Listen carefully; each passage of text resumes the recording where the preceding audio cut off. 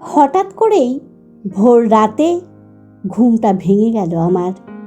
স্বপ্ন দেখছিলাম। দেখলাম স্বপ্নে সুতীর্থ এসেছে আমার কাছে। আমার হাত দুটো ধরে বলল, ক্ষমা করিস বন্ধু।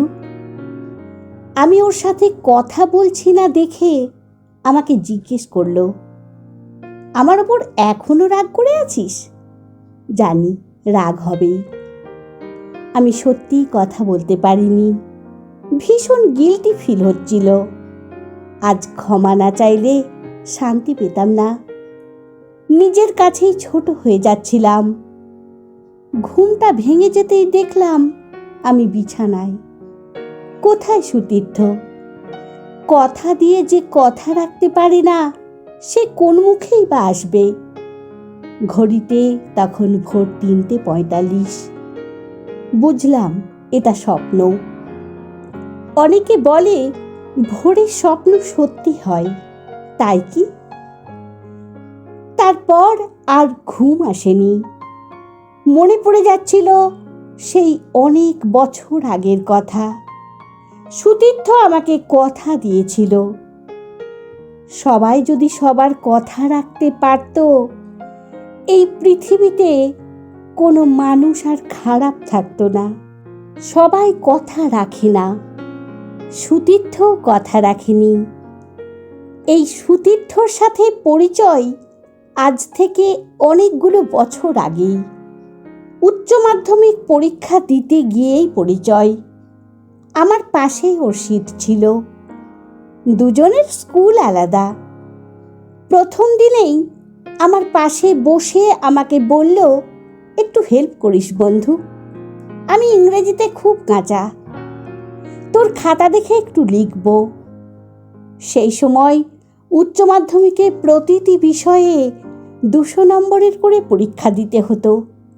একদিনেই একটা বিষয়ের 2টো পেপারের পরীক্ষা হতো। প্রথম দিনেই ছিল বাংলা পরীক্ষা। বাংলা পরীক্ষার দিন অল্প বিস্তর আমার খাতা দেখেই লিখল। দূর থেকে খাতার উপর যতটা চোখ যায় ততটাই। দ্বিতীয় দিনেই ছিল ইংরেজি পরীক্ষা। পরীক্ষা শুরু হওয়ার আগেই ও আমাকে বলে দিল, ভাই তুই আমার ভরসা, একটু দেখাস, ইংরেজিতে ভয়, আমি 5 নম্বরটা পেয়ে গেলেই খুশি।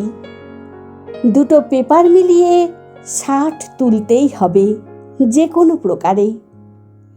ইংরেজি পরীক্ষার দিনও আমার খাতা দেখেই সব লিখল। পরীক্ষার হলে যে স্যার গার্ড দিচ্ছিলেন, বারবার ওকে বলছিলেন, তুমি সরে বসো।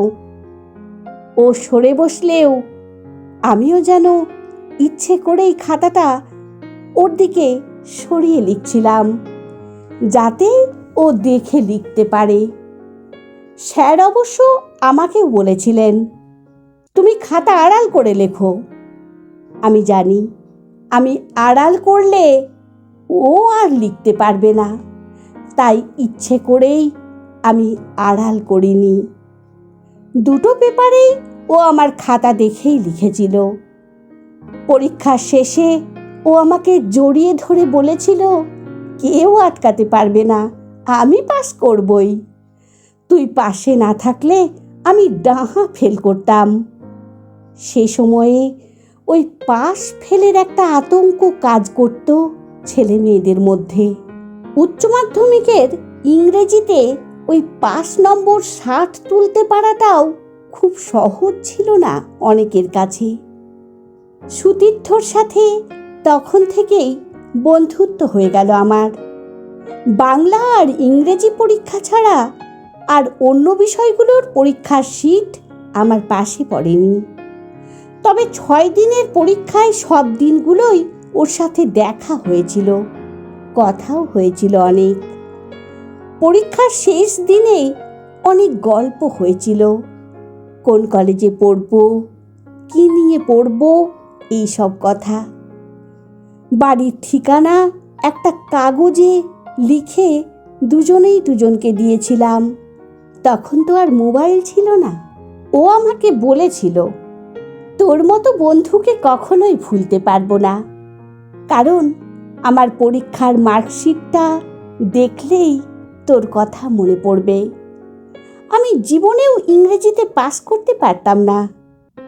রেজাল্ট বের হলে তোকে আগে মিষ্টি খাওয়াবো, একই কলেজে দুজনে ভর্তি হব। তখন তো রোজই দেখা হবে।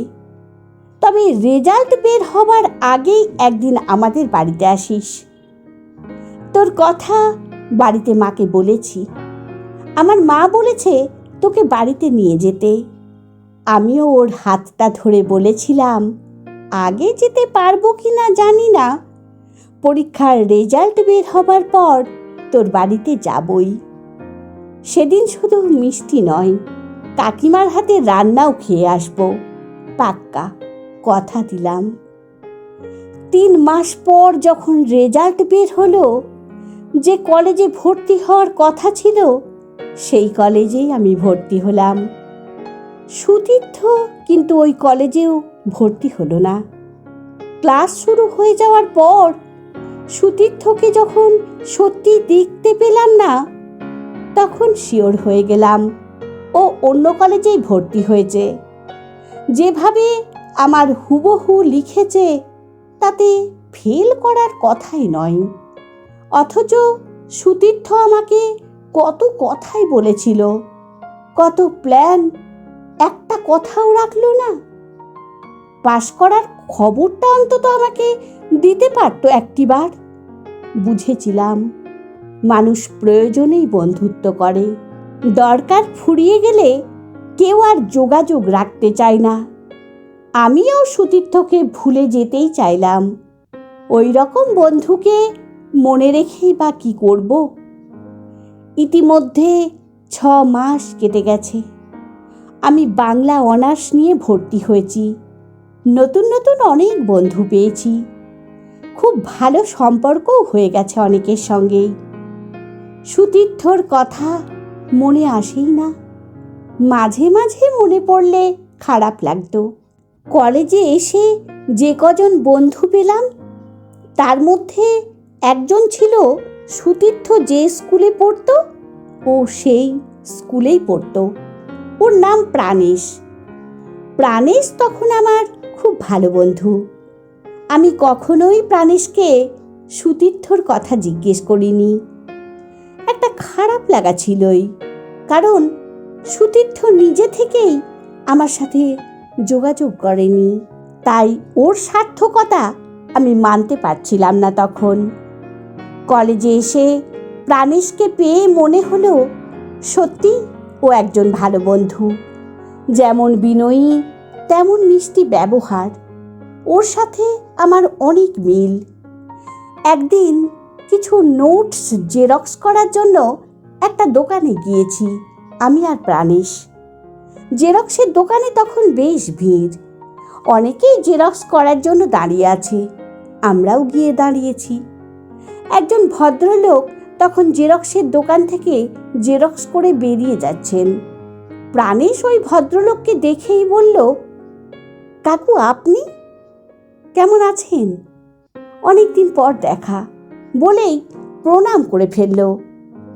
প্রাণেশ প্রণাম করতেই উনি বললেন, থাক বাবা, অনেক বড় হও, জীবনে মানুষের মতো মানুষ হও। অনেক দিন তো বাড়িতে যাওনি, আগে কত আসতে বলো তো? হ্যাঁ কাকু, নিশ্চয়ই যাব। কাকিমা কেমন আছেন? তোমার কাকিমারই শরীরটা খারাপ, মাঝে মধ্যে তোমার কাকিমার জন্যই বেশি চিন্তা হয়। বাড়িতে এসো একদিন, তোমার কাকিমা খুশিই হবেন। কথাগুলো বলেই ভদ্রলোক বেরিয়ে গিয়েও দোকানে ঢুকে এসে প্রাণেশকে বললেন, একটা কাজ করে দেবে বাবা, তাহলে আর আমাকে কষ্ট করে এই রোদে আর যেতে হয় না। কথাটা বলেই একটু ইতস্তত করতে লাগলেন। প্রাণেশ বলল, নিশ্চয়ই কাকু, বলুন না কি করতে হবে। একটা কাগজ আমি দেব, এই কাগজটা তোমাদের পাশেই বাড়ি ওই ভদ্রলোককে একটু দিয়ে দিতে পারবে? আমাকে দিয়ে দিন, আমি দিয়ে দেব। ভদ্রলোক তখন ব্যাগ থেকে জেরক্সের একটা কপি প্রাণেশের হাতে দিয়ে বেরিয়ে গেলেন। সেই মুহূর্তে প্রাণেশ জেরক্সের ওই কপিটা আমার হাতে দিয়ে বলল, তোর হাতে রাখ, পরে নিচ্ছি। ততক্ষণে আমাদের জেরক্সটা করিয়ে নিই। প্রাণেশ ভেতরে ঢুকলো জেরক্স করাতে। আমি বাইরে দাঁড়িয়ে রইলাম। তারপর কি যেন মনে হলো, আমার হাতে থাকা জেরক্স কপিটার ভাঁজটা খুলতেই আমার চোখ স্থির হয়ে গিয়েছিল। ভাবিনি এমন কিছু একটা দেখব। দেখলাম ওই জেরক্স কপিটা আসলে ডেথ সার্টিফিকেটের একটা কপি। নামটা ছিল সুতীর্থ বোস। ভীষণভাবে কাঁপছিলাম তখন। আর দেখতে পারিনি। প্রাণেশ জেরক্স করে বেরিয়ে আসতেই ওর হাতে কপিটা ধরিয়ে দিয়ে বললাম, রাখ তোর কাছে। প্রাণেশ বলল, ঠিক বলেছিস, বাড়িতে ঢোকার আগেই কাকুর এই কাগজটা আগে দিয়ে দিতে হবে। আমি প্রাণেশের থেকে জানতে চাইনি কিছু, কিন্তু প্রাণেশ বলে যেতে লাগলো। বলল, ওই ভদ্রলোক আসলে আমার বন্ধু সুতীর্থর বাবা। সুতীর্থ খুব ভালো ছেলে ছিল, আমাদের সাথেই উচ্চ মাধ্যমিক পরীক্ষাও দিয়েছিল। জানিস, ওদের বাড়িতে কত যেতাম। কাকু কাকিমাও ভীষণ ভালো, খুব ভালোবাসতো আমাদের। এখন আর যেতে ইচ্ছেই করে না। ওকেই ভগবান নিয়ে নিল। বাবার একটা মাত্রই ছেলে। রেজাল্ট বের হবার কয়েকদিন আগেই অ্যাক্সিডেন্টে মারা গেল। সাইকেলে করেই ফিরছিল, পেছন থেকে লরি এসে চাপা দিয়ে চলে গেল। এমনটা হবে কেউ ভাবতেই পারেনি। উচ্চ মাধ্যমিকে ভালোই নম্বর পেয়ে পাশ করেছিল, ইংরেজিতে সব থেকে বেশি নম্বর। পাশ করেই বা কি হলো? সবই তো শেষ হয়ে গেল। ও চলে যাওয়ার পর থেকেই কাকিমা ভীষণ অসুস্থ। কথাগুলো বলতে বলতে প্রাণেশ যখন আমার দিকে তাকিয়েছে, তখন আমার দু চোখ জলে ভরা। আমার চোখে জল দেখে প্রাণেশ বলল, ওর কথা যে শুনে তার চোখেই জল এসে যায়। খুব ভালো ছেলে ছিল রে। ও মারা যাওয়ার পর আমি 2 দিন ঘুমোতে পারিনি। প্রাণেশের কথা শুনে আমিও কিছু আর বলতে পারিনি। যন্ত্রণাটা ঠিক কোথায় আমি বলে বোঝাতে পারিনি প্রাণেশকে। সেদিন বাড়ি ফিরে আমিও খুব কেঁদেছিলাম। 2-3 দিন আমিও ঘুমোতে পারিনি। মনের মধ্যে একটা চাপা যন্ত্রণা দলা পাকিয়ে উঠেছিল। না জেনে কত কি ধারণা করে বসে থাকি আমরা। সত্যিটা জানার পর একটা প্রকাশহীন যন্ত্রণা মনের মধ্যে রয়ে যায়। আমি সুতীর্থকে কথা দিয়েছিলাম, ওর বাড়িতে যাব, কাকিমার হাতে রান্না খেয়ে আসব। আমি কথা রাখতে পারিনি, আর সুতীর্থ কথা রাখেনি। ও না জানিয়েই দূরের কোনো অচেনা দেশে পাড়ি দিয়েছিল। অনেক কথাই দিয়েছিল, কথা রাখলো আর কোথায়। আজ এতগুলো বছর পর স্বপ্নে এসেছিল সুতীর্থ, শুধু দেখাই হলো। হতে পারে মাত্র 6 দিনের বন্ধুত্ব, তবুও মনের মধ্যে রয়ে গেছে সুতীর্থ। অনেকেই কথা দেয়, কেউ রাখে, কেউ ইচ্ছে করেই রাখে না। আবার কেউ কথা দিয়েও কথা রাখা আর হয়ে ওঠে না তার।